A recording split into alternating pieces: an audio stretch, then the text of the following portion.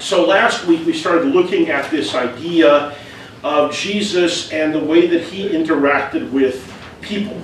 And we see, we took a look at Mark chapter 2, verses 13 through 17, where Jesus is meeting with these tax collectors and sinners. And we asked the question, first of all, why do you think the tax collectors and the sinners followed him around? And the answers we kind of came up with was, number one, he welcomed them. Number two, he seemed to say things that supported their view of the world, not maybe their view of the world, but that kind of saw things from their perspective and were interested in things like sort of like what we would call social justice and some of those kinds of things. And I forget, there was at least one other reason why we talked about this, but Jesus identifies that they need him, and that's why he's going to them. Well, they might have felt a sense of unsettledness and that he seemed to help with that, because usually if you're kind of engaged in something that isn't totally positive, you have a gut feeling that right. It can be bothering you. Yeah, so there may be this sense of something is missing for them, and so they're looking for something as well. And these are the people that Jewish society would have put on the outside. You don't belong, you don't get to be part of this. And Jesus is saying, come on, you know, he's willing to engage with it. And that's pretty important, because don't forget that we forget this sometimes. Jesus is referred to on multiple occasions as teacher with a capital T. And sometimes we make the mistake of thinking that that's the same kind of thing as when he refers to himself as the Son of Man. It's the capital S, capital M or something. Those are messianic terms, the Son of Man, some of those kinds of things. The teacher in capital letter with the capital T is a reference to the fact that he was accepted as a rabbi. So he was viewed as, at least by the average person, as being a rabbi or claiming the status of a rabbi. And even some of the times when the Jewish leaders would come to him, they would address him with that same term. Now they might be doing it ironically, we would say today, or sarcastically to some extent, but nevertheless, on several occasions, they give him the respect by the way they ask the questions of, he's a teacher, he's a rabbi. So here's a rabbi, and rabbis are the center of Jewish culture, who is allowing people who are normally not allowed to be part of the culture to take part in his teachings and his ministry. So this is kind of a big deal. And the followers that he chose to surround himself with are not the kind of followers that most rabbis did, where they would have been themselves students of the Torah and sort of people who were on the track to become rabbis themselves. Jesus associates, who does he choose to surround himself with, besides the son of his closest? The poor. The poor, okay, but in particular the 12 men that he surrounded himself with. What are their backgrounds? Fishers, everyday people, tax collectors, you know, a bunch of different kinds of people, but almost all of them are people who are everyday people. That's the key.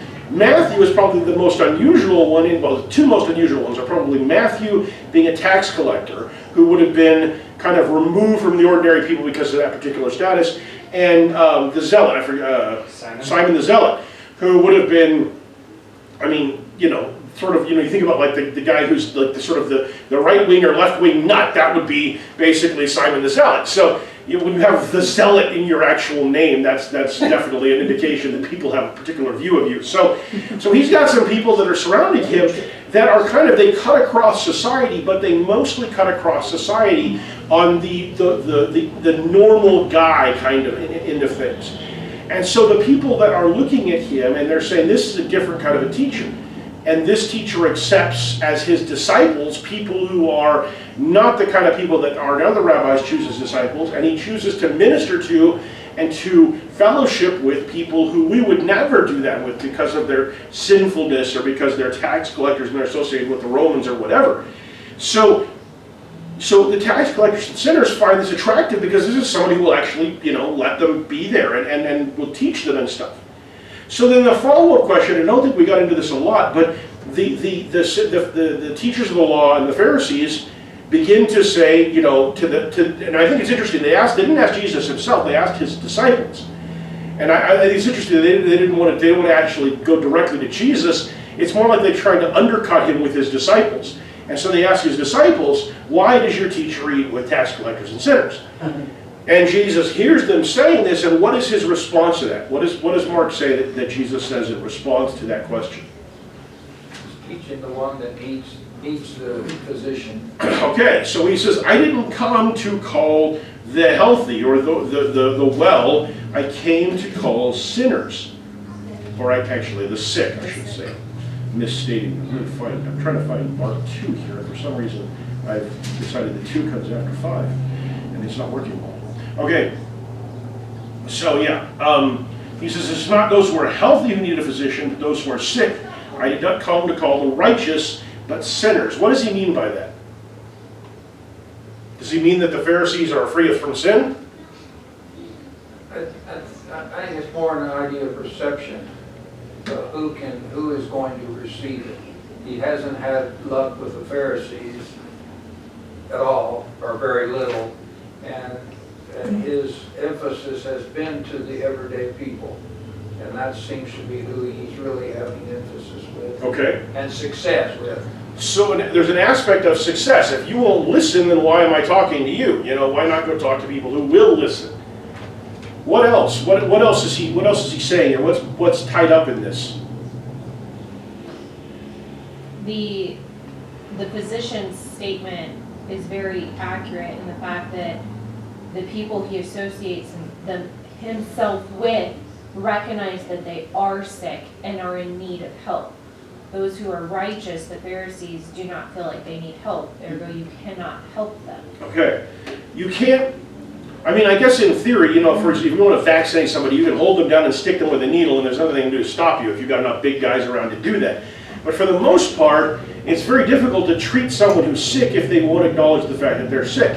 If they won't go see a doctor, if they won't follow the doctor's orders, if they won't, you know, in our society, if they won't give permission for medical treatment, it's almost impossible to treat someone who doesn't believe that they're sick.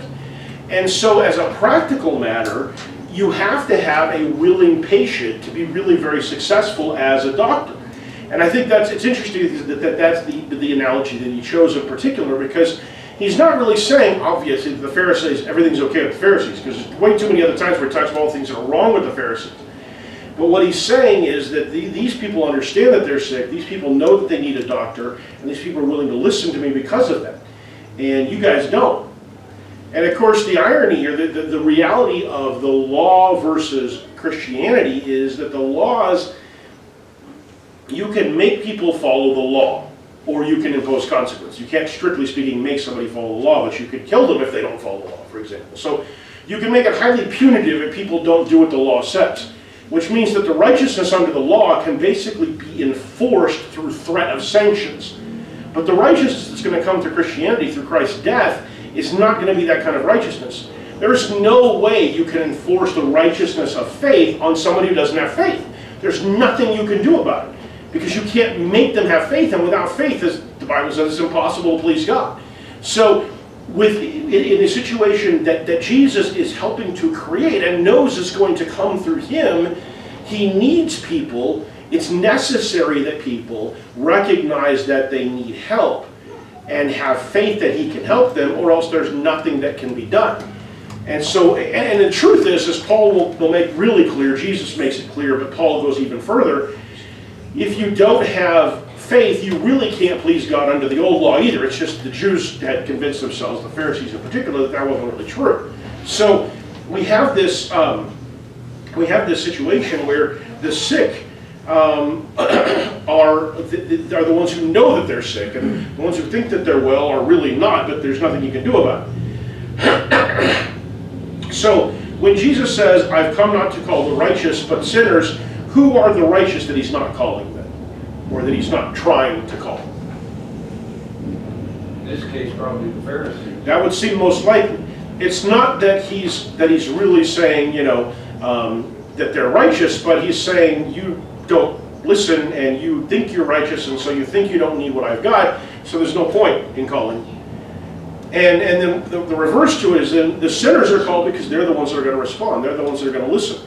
The call is for everybody, and this is the thing with the gospel call now. The gospel call is for everybody, but there are some people who won't listen to it, who won't accept it because they don't believe in God at all. They won't accept it because they don't believe that it's necessary for them. They've got some other thing that they believe in, whatever it might be. They're not going to listen to the gospel call. That doesn't mean that they're not eligible, so to speak. but they're not going to actually follow us. So the idea, though, that I want to convey to us is this idea that for the poor people and for the people who were these sinners and tax collectors, Jesus is viewed from the standpoint of someone who is giving them something that they lack, giving them status, giving them significance, giving them recognition. And beyond that, Jesus is setting himself up as the hero of the story. Now, not artificially, but the reality is that Jesus is the hero of the Bible story. We go through the Old Testament and we find lots of heroes of faith. You know, the Hebrew book goes through and talks a lot about some of these different people who did these big things. But ultimately, the Bible's ultimate hero is Jesus. He's the one who comes and fights against sin and sacrifices and dies in order for the sins of the world to be taken away and to open up the possibility of salvation through grace. And so the beginning of that understanding probably goes back to the prophecies of Isaiah and some of those others who talk about this Messiah that's coming. But once Jesus is here, he certainly does make clear that he has a role ultimately in this big picture issue of sin and putting an end to the problem that sin creates. And so when we think about Jesus in that role, it becomes more apparent, or at least possible, to think of him in terms of the kind of way that Hollywood looks at heroes. And so what I want to talk a little bit about today is the way that Hollywood looks at heroes, and in particular, if we get time, because we're running behind because we started really late, and that's on me. We're going to talk a little bit about heroes, and we're going to talk a little bit about, potentially about one particular Hollywood hero, and why he's both useful and problematic when we try to explain or help people understand the concepts of Christianity. So let's start with heroes. This guy right here is not a hero. This is Bill Moyer on one side, on what would be your left. And to his right is a guy named Joseph Campbell. Joseph Campbell is a guy who had a lot of theories about heroic mythology. And Joseph Campbell wrote a book that he called The Hero with 1,000 Faces. The idea behind this is that if you go and you look across cultures, you find a really similar dynamic when it comes to heroic mythology, heroic stories and stuff like that. And what you particularly find, what he called the hero's journey, is this circular process whereby a hero begins in the ordinary world, is called out of that ordinary world into a life of extraordinary achievement or events and stuff like that, ultimately accomplishes something and returns back to the ordinary world different. And this may repeat over and over again. So what he called it is the monomyth. And he basically integrated ideas from lots of different cultures and said there's a lot of similarities. Now, some cultures have ones that are more specific, but he looked at kind of the big picture things and said these are the big picture things.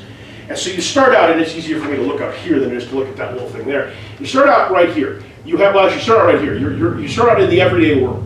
And so you begin in the everyday world, and you're a normal person. And the easiest way to explain this, because George Lucas did this absolutely intentionally, is to use Luke Skywalker in Star Wars, because you're all at least vaguely familiar with him, and it makes it easier to figure this out. So Luke Skywalker starts off, he's an 18, 19-year-old kid on the outskirts of the galaxy in this farm planet, and his life is anything but extraordinary. He's basically just stuck literally farming water, which is not exactly a high-end job. So then what happens is he receives a call to adventure. In Luke Skywalker's case, how does that call show up?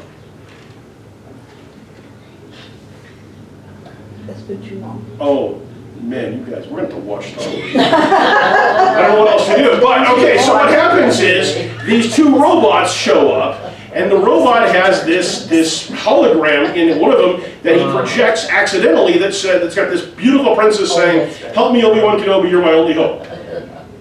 That is literally a call to adventure. I mean, Lucas was not being subtle with this, okay? So, the call to adventure. So he goes looking for Obi-Wan Kenobi, who he thinks is a guy named Ben Kenobi, this old wizard, kind of weird guy in the desert.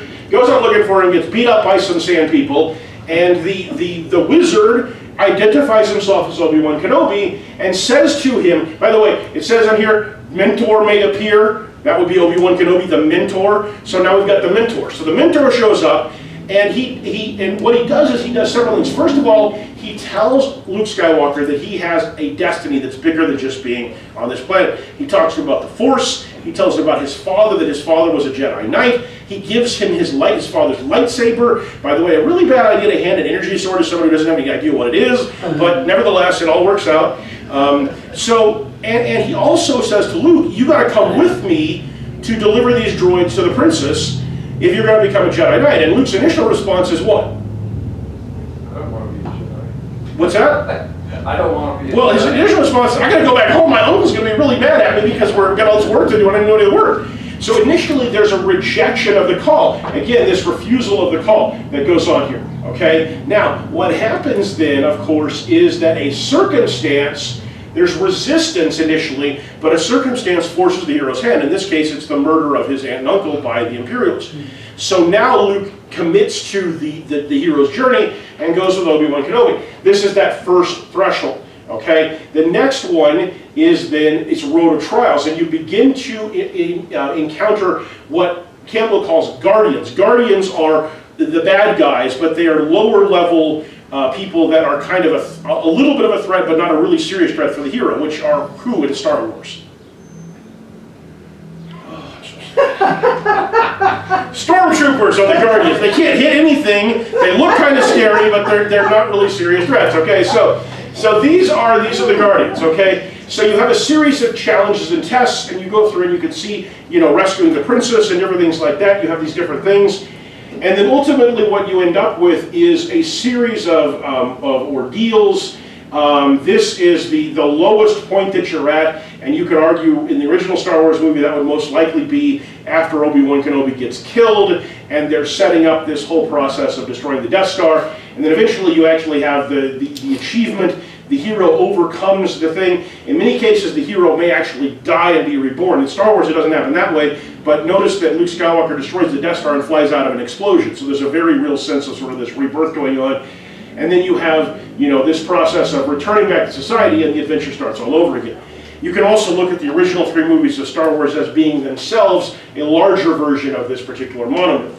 The point is, though, if you go through and you watch most movies, and this is going to be sort of futile with some of you because you don't watch most movies, but Good information. if you think about, for example, the heroic arc of Iron Man in the Marvel Infinity Saga, okay, you can actually, so you're going, oh, I know who that is. Okay? So you can use the exact, you can look at Iron Man. So Tony Stark starts off, now his ordinary life would be extraordinary by our standards because he's this, inventor and he's got all this money and stuff, but he's living a very ordinary life in that regard, a very self-focused life and everything else. And a series of events calls him out of that, turns him into a hero. He goes through a lot of these different journeys until finally at the end of Avengers Endgame, what does he do? To save the world. He sacrifices himself. Sacrifices himself. And he dies as a result of that. As often happens in these heroic monomyths, he actually kills him, or he uses the stones to destroy Thanos and his forces, and then he dies. And that often happens in these monomyths. Okay, so we have this concept of what heroism looks like in the Joseph Campbell monomyth. And if you go through and you pay attention in most heroic stories and movies, you can see some, usually not all. Lucas went out of his way to incorporate almost all of this because he was trying to make it, he was trying to adhere as closely as possible to the monomyth. But you can find elements of this in almost every heroic story that we see. And it's because I believe Campbell's right in this regard. Humans, it's not that we have a collective consciousness, but we all have collective things in us that look for certain kinds of things. We look for heroism. We look for people who are certain kinds of ways, who will sacrifice themselves for the greater good, things like that. And we honor those kinds of things.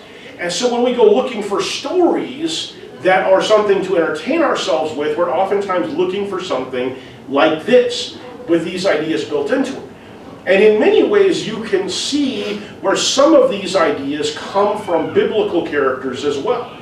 So many biblical characters start off as ordinary people who are called to do extraordinary things, and in many cases, they resist at first. Think about, for example, in Judges, his name suddenly escapes me.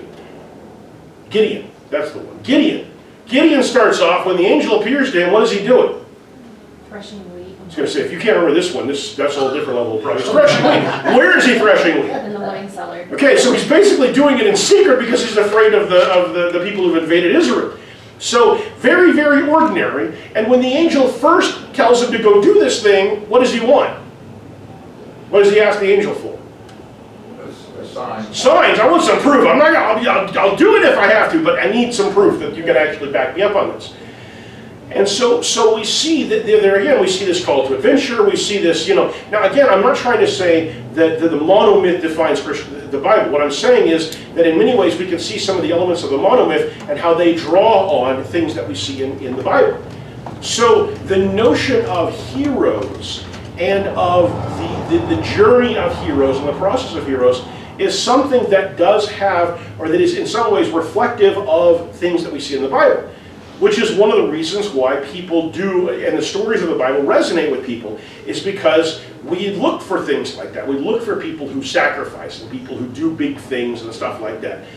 And so the monomyth helps to define what a hero looks like. Now that is one tradition of the heroic journey. There is another tradition of the heroic journey, or another type of hero, that doesn't really necessarily follow the monomyth very closely because of the origin and nature of the character being a little bit different. And that is the tradition that leads us to people like this guy. Because Superman is never an ordinary person. He starts off on a distant planet. He's sent here by his parents in a rocket ship. When he arrives on the planet, he immediately begins to develop these crazy powers. He's never a normal person in any meaningful way. And yet, when we think about that mythology, who does that start to sound a little bit like in the context of a church class? Jesus. His father sends him, to Earth, and he's got all these fantastic powers, and he does all these things on behalf of humanity, and stuff like that. Now what's interesting is, it's very unlikely that the people who created Superman thought in those terms. These two guys, this is Jerry Siegel and Joe Shuster, these are the two guys who created Superman, the writer and the artist who did that. Siegel and Shuster, if you pay attention to their names and you don't mind a little bit of racial prejudice being built in, it's pretty easy to figure out that they're two Jewish guys. Two Jewish guys probably did not intentionally create a comic mythology based on Jesus. In fact, it's actually much more likely in their early stories that they were creating it based on who? Which biblical character? Nope. Who's the guy that comes and rescues the Israelites from oppression and bad stuff? Moses. Moses is, and you can see there's an adaptation of it. Remember what happens? Moses' mother puts him in the basket and lets him go, and so he goes to the Egyptians, and then ultimately God calls him and sends him back into Egypt to be this representative. And so when you look at the early stories, it seems much more like the Siegel and Shuster were trying to create a mosaic kind of template for Superman. But ultimately, more modern writers who have mostly had Christian backgrounds have tended to go much more towards the Jesus mythology. And so we've had, actually, this isn't even all of them, there's two more Supermans than this in live action. Starting all the way back, like the very earliest one, I don't even know what this guy's name is. The second one is George Reeve, though. George Reeve had an interesting experience. So this is where the problem with fiction and reality starts to get problematic for people. When George Reeve was, he would go around and do publicity things dressed in the Superman suit for, I forget which company he worked for.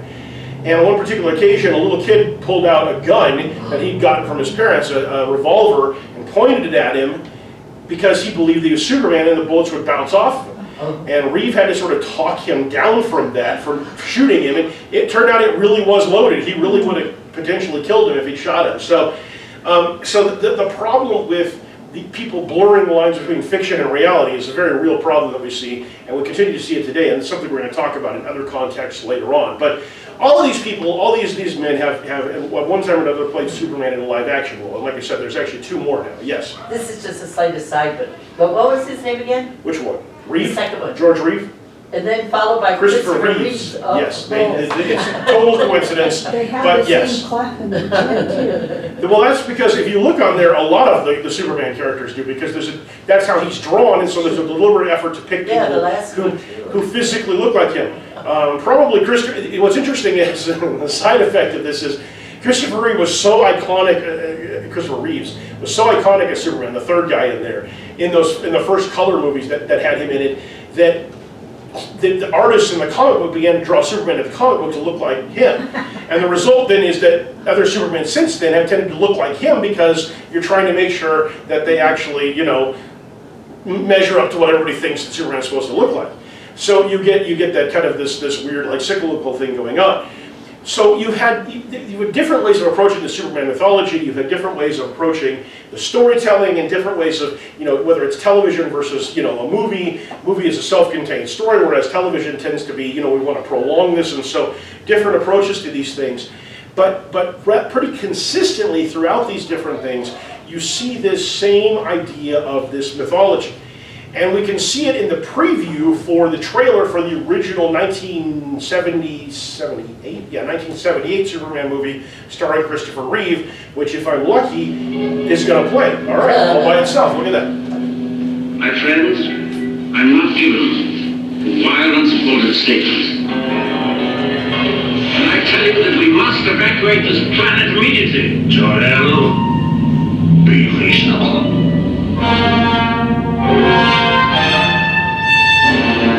Once there was a civilization, much like ours, but with a greater intelligence, greater powers, and a greater capacity for good.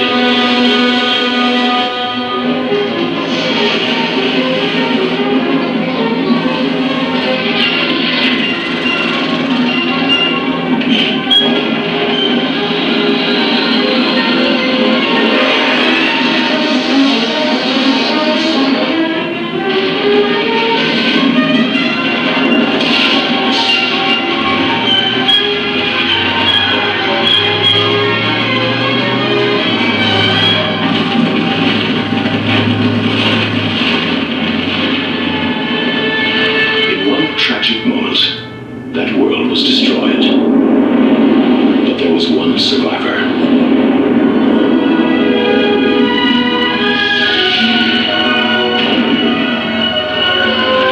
Now, wouldn't that be all get out?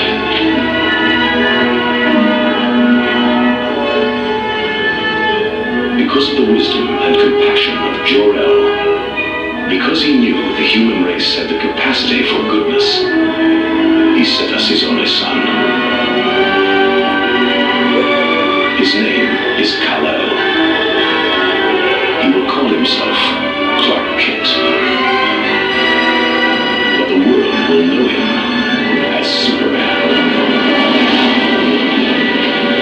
This year, Superman brings you the gift of flight. Superman, the movie. Okay, so when you watch that and you think about it in the context that we're talking about, that what are some of the things that really jump out at you? The only son part there at the end. Okay, so the only son part, we get that in there. What else? They're right away looking at the adult, not just the child, just kind of like it was predicted that what Jesus was going to become. Okay, so we're not focused primarily on the childhood, we're focused primarily on the adult aspect of that. Absolutely. What else? Multiple identities. Okay, so multiple identities. So how does that tie into the story, the story that we see in the Bible with Jesus? Well, he's known as something in heaven and respected in a way different than how he came here. And he was called Jesus. He was from Nazareth. He was Joseph and Mary's son. But now we know him as the Messiah, the Son of God. So and there's a degree to which we talk about this, the idea that Jesus is God made flesh. And so when he clothes himself with flesh, he humbles himself to be in the form of a man, and yet he's really something more than that. And you have the Clark Kent Superman analogy there. What else do you see in there? He left his one home and came to another. Okay, so he leaves one home, or he's sent from one home by his father to come to another one, you know? They're not, again, it's kind of like the Lucas thing, they're not being that subtle about this if you actually pay attention to what's happening with this idea. And again, the reason for this, in part, is because, to some extent, it's based on the story that Siegel and Schuster created. But what's been built around it is a mythology that makes it easy for people to access Superman, because we can see similarities to other stories that we're more used to, like the stories about Jesus. And so there is a relationship there. And that relationship can work in two directions, if we want it to. On the one hand, we need to be mindful of the fact that movies are being influenced by, but also to some extent, portraying a warped version of what's in the scriptures. On the other hand, we can use that as a way to make analogies to people. Kind of the same way I was trying to use Star Wars to make an analogy to the heroic monomyth. It kind of depends on your audience actually knowing the stories for it to be successful, but nevertheless, the concept is there. Now, with that said, it's kind of interesting. There's I don't think I'm going to do that just yet here. Okay, we're not going to do that right now because we're already at 10:15. But and actually, I need to go back so that it's going to play it anyway, whether I want it to or not. Okay, so we're going to look a little bit more. That was the first big screen color, really heavy-duty special effects where you could actually think that Superman was flying movie. We're going to take a look at the previews for a couple of the other ones next week and look at where they go even further with the mythology and tying it into sort of that Christ metaphor analogy as well. But we'll wait until next week to talk more about that. So let's call it a class for today, and let's go ahead and take a break and get ready for the worship.